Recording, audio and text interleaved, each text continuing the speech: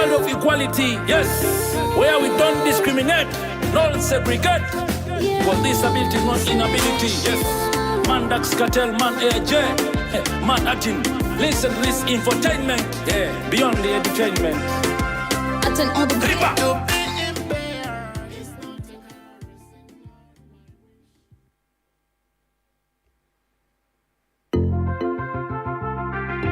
Welcome to the world of equality, yes, where we don't discriminate, nor segregate. But disability is not inability, yes. Man Dax Cartel, man AJ, man acting. Listen to this infotainment, yeah, beyond the entertainment. Attend all the To be impaired is not a curse and not my wish. Respect our rights is not a curse and not our wish.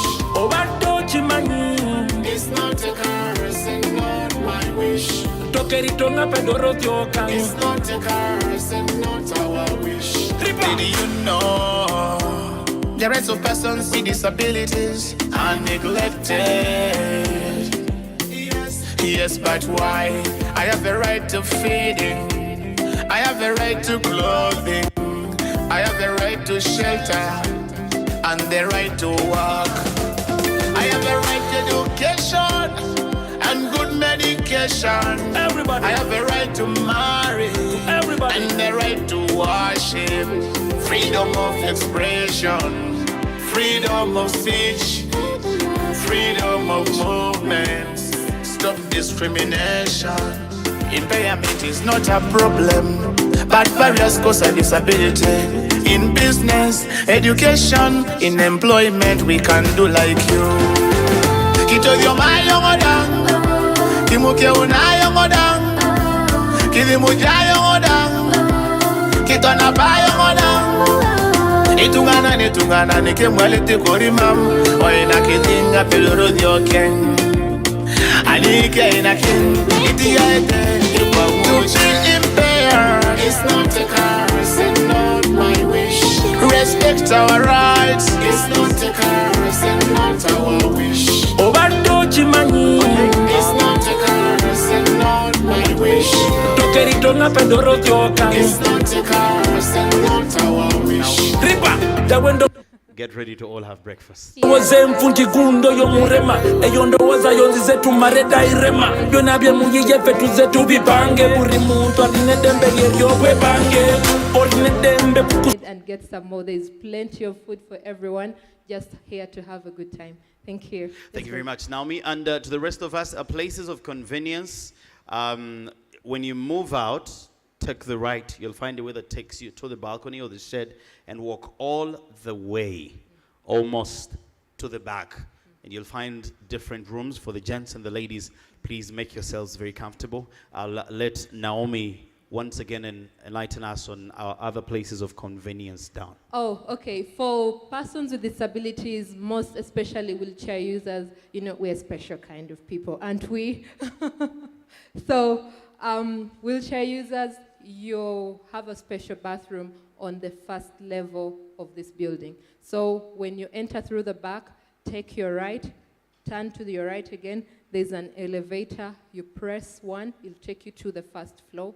Then there, you'll wheel yourself out and then turn to the right. You see the bathroom right on the extreme end of your right. There. It's for wheelchair users only. Please, if you're not a wheelchair user, don't come. We're pretty close here. If you're not a wheelchair user, we have places here. Thank you very much, Naomi. We're getting into a discussion. From Naomi's opening remarks, she did say we're here for a celebration. For 4 years now, it has been. Yeah, 4 amazing years. Light for the World has been doing this thing called Make 12.4% work for the past 4 wonderful years. So we thought it wise that we should only be here and give you slides and percentages of what we've done, looking at things when we have real people with real life stories. So today we are here to celebrate, and for part of our celebration, Ronnie, what are we going to do right now? All right, so today we're going to be having a discussion, and most importantly, 4 years is such a long journey. Yeah. As a nation, when we get into 4 years of leadership, people's minds start triggering into what next for a nation. Yes. As a mother or a father or a parent or in a family, 4 years is a long time. Yeah. Say when you've given birth to a child, you now start getting into knowing it's about school. Yeah. For an educationist, 4 years is a very long time. I mean, from senior 1 to senior 4, you're almost transitioning into another level. So 4 solid, wonderful years. Yes. The questions, however, from the first year up to until now will be, what have we learned? Going forward, what do we need to change? And most importantly, what needs to be added to keep our vision alive? Thank you. And to help us break that down, ladies and gentlemen, I will let Naomi welcome our moderator Yes. for a panel discussion. For this activity, we are going to have one of our very own, Godfrey Nanyenya. Please step to the stage to moderate this program. As Godfrey comes, please, let's give him a hand clap. Yes. Godfrey came to Light for the World as one of our disability inclusion facilitators. Now he works with Light for the World as a disability inclusion advisor. What an amazing journey, coming as a facilitator, and here he is today. Welcome, welcome. Most welcome, Godfrey. And to join Godfrey for our panel discussion, ladies and gentlemen, please welcome the team leader, Richie Hand Uganda, Humphrey Nabimanya. Give a hand for Humphrey, Our panelists. please. Yeah. This evening. Also, making it to a panel this wonderful morning, please make welcome of Deborah Iyute Yes. from Nodipo. They Yeah. have been a part of us, Yeah. and we're still on this journey. Naomi, please. Yes. Let's also welcome the Right Honorable Madame Lydia Abenaitwe.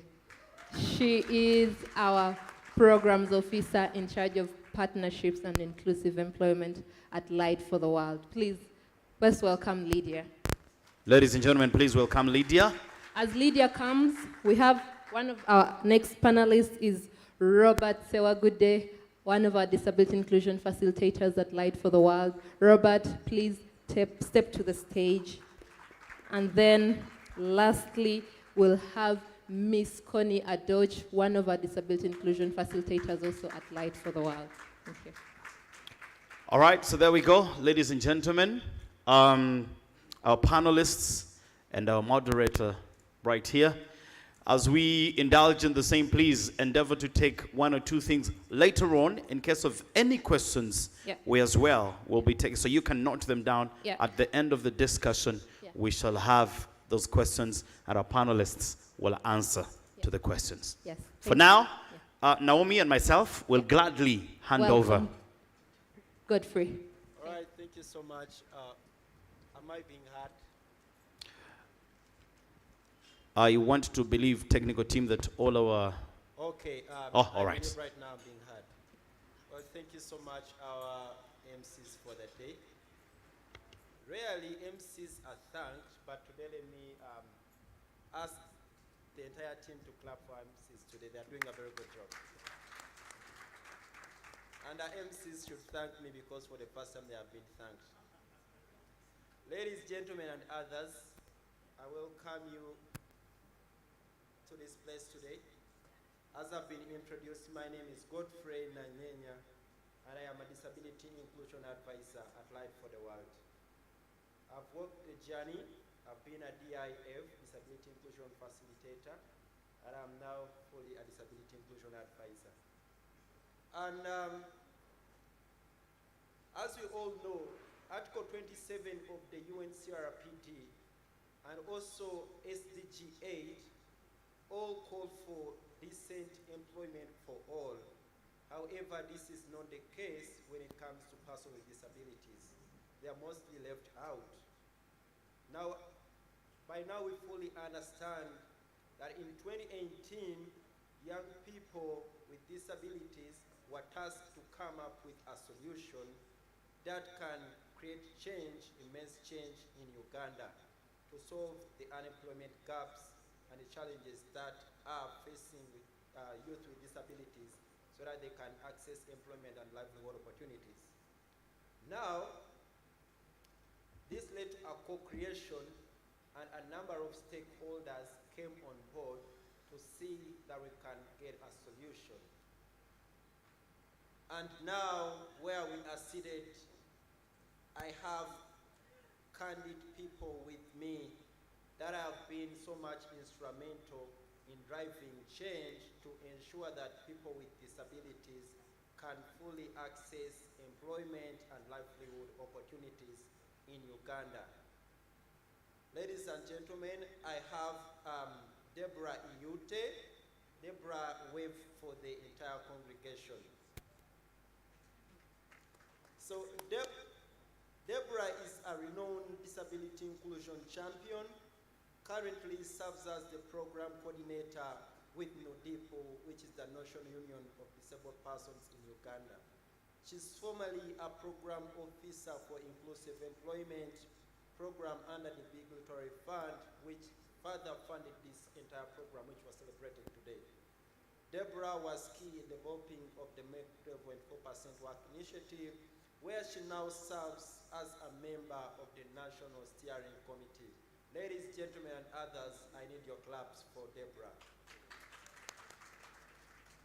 With me, I also have a very handsome, candid gentleman, Humphrey Nabimanya. Now, Humphrey is globally celebrated in Uganda as a social entrepreneur, philanthropist, peer educator, founder and team leader of Richer Hand Uganda. Humphrey was instrumental in setting up the Make 12.4% Work program by bringing up Rahul's expertise in dealing with the youth. You know, we young people are not people, and I think young people for young people needed to be there. Over time, he has been instrumental in embedding disability inclusion and influencing Rahul's donors and partners to become interested in disability inclusion. A hand clap for Humphrey. With me, I also have someone I refer to as an Iron Lady, Lydia Abenaitwe. Now, Lydia is one of the longest standing staff members of Life for the World. Currently, Lydia serves as the Program Officer, Partnerships and Inclusive Employment at Life for the World. In her role, she has merged experience as a human resource professional and advanced inclusive employment and supported coordination of DIF work activities. As a pioneer member of the Make 12.4% Work, Lydia championed setting up of the UBDN, the Uganda Business Disability Network, and has coached young people with disabilities and prepared them for employment within different companies and organizations. A hand clap for Lydia. I also have an outstanding disability inclusion champion, Robert Sewagode. Robert, wave for the people. So, Robert represents the needs of persons with disabilities both on national and international forums. Currently a local council representative for PWDs in Busukuma, Robert is also a disability inclusion facilitator and sits on the board of NODIPO representing young people. On the Make 12.4% Work, Robert serves as a DIF and is part of the co-creation team that led to the birth of the initiative. Ladies and gentlemen, an applause for Robert. Now, with me, I need to invite, and yeah, she's already here. You should wave for Connie. Connie is one of the longest standing DIFs. She joined the Make 12.4% Work initiative in 2018, 4 years back when it was being born. She has been instrumental in providing support to organizations and companies in Lango sub-region, most notably Plan International. Connie has mainstreamed disability inclusion in gender and SRHR. She's a mentor, coach, and coordinator of the trainee DIFs. Ladies and gentlemen, an applause for Connie. I once welcome you again. I usually love to speak when I'm looking at the panelists, so you'll forgive me when I try to turn ahead and look at them. They are really amazing team. So, as we all know, today we are celebrating something precious, and since these are the very people that have been there from the onset of this very initiative that we're celebrating today, we should know and hear from them what has been transpiring on ground and where are we heading after this. So I'll start with Deborah. Deborah, as you all know, works with Nudipu. And Deborah, I want to know, or the people in the congregation want to know, what has been Nudipu's role within the Make 12.4% Work Initiative and the governance structures of the initiative, the steering committee, task forces set up and roles, and some of the successes achieved around influencing policy change. The floor is yours. Okay, thank you, Mr. Moderator. Thank you very much for every person who has come here. First of all, I want to recognize the team from Nudipu. My CEO is in the house. Partners for the Light for the World, Richard Han Uganda, for steering and coming together with us up to this end. I'm happy that I'm representing Nudipu. Nudipu is National Union of Persons with Disability in Uganda. In a brief, that is the sign name, Nudipu. Its key role is advocacy to influence policies, practices, systems in favor for inclusion, especially persons with disabilities. We are a membership organization, a diversity in nature. We embrace different disabilities, physical, blind, epilepsy, albinos, deaf-blind, little people, intellectual, diversity. We've been working for 35 years now. In a partnership, Nudipu's key role was to coordinate and work together. Our role was to focus on a policy environment, especially working with the government structures. In this way, we develop policies. And we also made a steering committee, which is hosted by Minister of Gender, Labor and Social Development. So we should appreciate the ministry for all these years, coordinating, chairing all these Minister of Gender. They are the secretaries, they are the chairpersons, and we feel this was a strategic way of helping Ministry of Gender to embrace inclusion of persons with disability in major the area of inclusive employment and livelihood. We recognize different partners, different departments. We have been getting quarterly meetings. We have 2 task forces. One is on inclusive employment, whereby FUE, you are here, Ministry of Gender is in, NOTU is represented, Cheshire Services, Light for the World, Nudipu, Ministry of Education, Equal Opportunities Commission, different technical persons were in this committee. In case there is any barrier in any issue, what needs to be changed, all the recommendations were discussed and at the end will be taken to the steering committee. The same to livelihood task force. It was about self-employment with the different stakeholders. So together all these recommendations would be taken to the steering committee. I'm also happy that the steering committee would bring in all these recommendations and bring them and put into recommendations. Like, for example, Disability Act 2020. It was pushed by the steering committee. It had pended for long, for about 10 years. But through this steering committee, things were made easy. So it was delegated to the department to coordinate and make sure that these issues were taken up. We celebrate for that. Also, the steering committee could give issues on regulations. The regulations, how to implement the act. So it was also easier that the steering committee pushed on this for the project. However, the recommendations are not yet. The draft is there, but we are saying this is not the end. NUDIP will continue to enforce and push up to the parliament, the ministry, to make sure that the regulations are approved and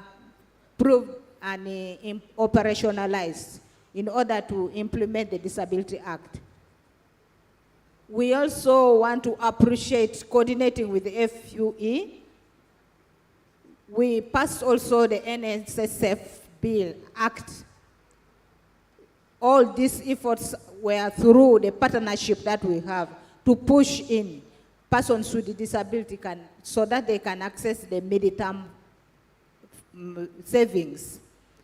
Ministry of Public Service. Previously, there was nothing about disability. But in the steering committee, we got an opportunity. Mindset change, learning issues of disability, identifying the policy gaps, practices, barriers.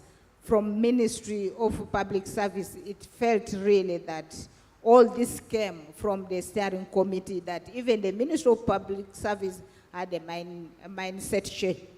Issues of reasonable accommodation, so that it's easier for them. Now, these days, it's easier for them to talk about reasonable accommodation compared to previously. So, Public Service Commission, right now, we see reasonable accommodation. They give extra time to persons with disabilities, even during the interviews. Even aptitude tests, they give braille. Easy to favor persons with a disability compared to previously. That is part of the influence of our engagement through different government bodies. Thank you. Thank you, Mike. Well, thank you so much, Deborah. I love the successes. They are really candid and so good. I applaud NUDIP for that. And thank you so much. I understand you're also a member of the steering committee. And I think you've done quite a tremendous role around there. So now, the only question is, NUDIP has been influencing all the policy changes. And who are the guys that have been on ground influencing mindset change of the organizations and also inspiring young people with disabilities? I mean, to be empowered and like to become self-advocates and everything like that. And with me, I have a pioneer DIF. Now, Robert, Sewa Good Day. I fully understand that you're a DIF, and you're also part of the people that have been advocating for rights of people with disabilities on national and international agendas. So, who are DIFs, and what do they even do? How are they trained to become DIFs? And why is it that we should have young people with disabilities to lead the change? And you'll also tell me some of the few successes that you've seen achieved by the DIF model. Thank you. Thank you very much, Godfrey, the moderator. Very excited to be here on this wonderful day, because I was part of the birth of the MEC 12.4%, and we've been part of this journey. And I believe many younger people with disability have benefited. especially under the MEC 12.4% work. I want to inform you members that the Disability Inclusion Facilitator, the DAIFs, these are young people with disabilities themselves, who are, we call, agents of change. The DIF, where do they come from? You may wonder. These people, they are produced from what you call an academy. They are trained through a Disability Inclusion Academy. First and foremost, they undergo this training. When they are training, they are given 6 months of mentorship. Then they are assessed. Assessed, when they qualify, they are certified as DIFs. They can even work for some good period of time. And the Disability Inclusion Facilitator, their major roles is just building relationship with partners and other members. Number two, they advise on the issue of disability inclusion by conducting disability inclusive training. They also monitor disability inclusion with different partners, both organizations and companies on the issue of inclusion. And you may wonder, why do youth take younger people with disabilities to be in the driving seat? Number one, they do what we call self-advocacy. They do self-advocates. What do we say? Nothing about us without us. What does it mean? It's about these younger people with disability to strive the issue of inclusion, to be included both in decision-making processes and programs. Number two, we have the value of lived experiences. Many younger people with disabilities, they have gone through these experiences, the challenges they encounter in their lives. Going to school, when it comes to employment, they go through these experiences. At the same time, they become experts in disability inclusion. So through the training of the Disability Inclusion Academy on disability inclusion, they can use the lived experience and hence they can utilize that. Three, what's called ability in action. These young people with disabilities, they'll conduct disability awareness training themselves, different members' organizations. And of course, when they go and train other partners, their mindset changes there and then. Other than people thinking, can people with disability do this? Can they train? But they'll be demonstrating their action by training those participants or the partners. As we speak now, the approach of DIF has really rolled out, even at international level. Take an example. We have around 39 certified disability inclusion facilitators in Uganda alone. Well trained. That's a very good number. 39 certified one in Uganda. We also have those who have been fully employed, 5 of them as disability inclusion advisors in Uganda. Because the advisors, you know where they came from? It's from this approach of the disability inclusion facilitators. First, they went through that academy of training at DIF. They were certified. And of course, opportunities came up. They grabbed those opportunities and they were promoted to advisory work. That way, that's how you can become a disability inclusion advisor. But having gone through this kind of training, it has groomed them to do. And we even have fully, 5 of them fully promoted as advisors, and they came through this journey of being a DIF. We also have 6 resource persons in Uganda, 6 of them. We also have 5 programs which have adopted the use of disability inclusion facilitators. 5 programs in Uganda. Take an example. We have even more than 80 certified DIFs, even internationally, being done in different countries. Uganda has become a role model and they have adopted this model.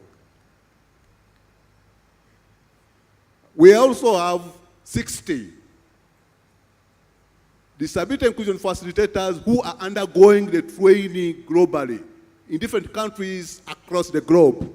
60 DIFs being trained. And I can tell you, this model originated from Uganda. Now it has rolled out, being adopted in other countries. We also have, I can say we are very proud that 11 countries have adopted the DIF model, and they're also using it in their respective countries. Uganda, Tanzania, South Sudan, Ethiopia, Kenya, Mozambique, Malawi, Burkina Faso, and so many others. They have adopted the disability inclusion model, and the model is rolling out, is being done in other countries. But this initiative originated from Uganda. The other, they are just copying what has happened here, and we are supporting them. That's why we are here to celebrate the MEC 12.4% who produced this initiative of MEC 12.4% and DIF.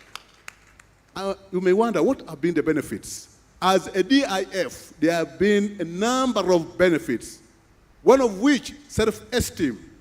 The self-esteem has increased. You feel you are empowered, you are able to train. That level of confidence has gone up. Secondly, another kind of benefit is a growing number of networks. Many networks, as you work as DIF, there are a lot of networks you get exposed to.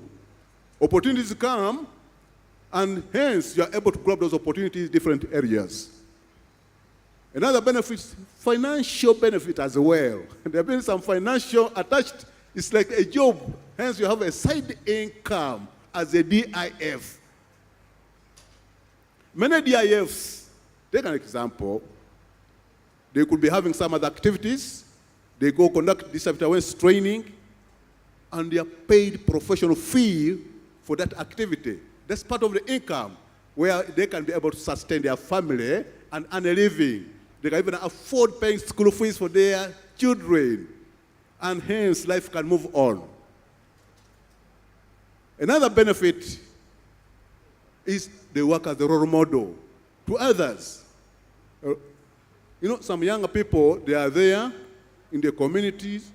When they look at the DIF, they work as a role model, and hence they are inspired to take the same trend. They are able to inspire other people with disabilities, the communities where other people with disabilities live. I think that's what I can say at the moment, MC. Thank you. Well, I'm happy you clapped for him because he has been speaking and I've been listening and appreciating how far we've come. You know, when you invent something and it's scaled up in so many countries and communities, I think there is a reason as why you should be happy. Not so? I know you agree with me. So the MEC 12.4% work and the DIF model is really something that we are celebrating today and feeling happy about because it is our very own initiative which is now creating change in other countries as well. And if we stick to it, I believe we shall reap a lot of pleasure and happiness from it because it's a good thing. So now, I'm imagining young people with disabilities being the lead in change. Young people with disabilities becoming self-advocates. But I believe you do not just wake up in a single day and you become an advocate of your own, or you take up lead to become the change maker anywhere. Do you agree with me? There has to be some processes, there has to be some education and some capacity building that is equipped to you so that you can rise up and you also spark others. And on the panel with me, I have Lydia, who has a lived change, a lived experience of this kind of question that I'm asking myself. So Lydia, how do you go about preparing young people with disabilities for the world of work? Thank you. Thank you, Godfrey, for the question. Yes, I am motivated to work for young people because when I was a young person, there is someone who held my hand. And I do my work now passionately because if it wasn't for that person who used the same approach that Light for the World is using, I don't know what my career would have been. I probably would be in the village, digging or dead. So I am passionate about young people and the challenges that they go through. I've gone through them, having lived with a disability. So I approach my work with passion and also with guidance and understanding of what we go through. So many young people with disabilities are suffering from what everyone else is suffering from, unemployment. Unemployment is a general problem. You advertise for one job, and I think many HR people here will bear me witness. You advertise for one job, you get thousands and thousands of applications. So we are competing with people who are not going through the challenges that our disabilities bring. So my role at Light for the World is prepare young people. Obviously, the circumstances that we grow up in, they cause us to have a low self-esteem. We doubt our potential, we doubt our capabilities, and we do not enthusiastically approach all these opportunities that are generated for us. So how do we approach this? We do what we call soft skills training, where we identify the challenges that we go through and together find solutions. So a soft skills training addresses self-esteem, also exposes young people to the opportunities that are available, and we also talk about how do we ask for reasonable accommodation. And also, we work with partners. Many of the guests here have partnered with us by taking on young people with disabilities for skills development through transferable skills impartation. We have partners like Campabits that have helped us to train our young people in ICT skills. I look around, I see Innocent over there who has benefited from some of those skills. We have Outbox. We have other partners that prepare certain trainings that are aimed at increasing the employment potential of young people with disabilities, and we applaud them all. We also have what we call work experience placement, and it has two components. One is what we commonly refer to as internship, where young people are placed with organizations and companies, and they learn basic skills of administration or skills that are in line with their specialization, so that they can become more employable within that very organization or even out there. Then we also have the other component of direct jobs, where we work with companies and organizations to open employment opportunities for these people. And I can confidently say that we've hit very good strides in there. I recognize Stanbic Bank, that has committed so much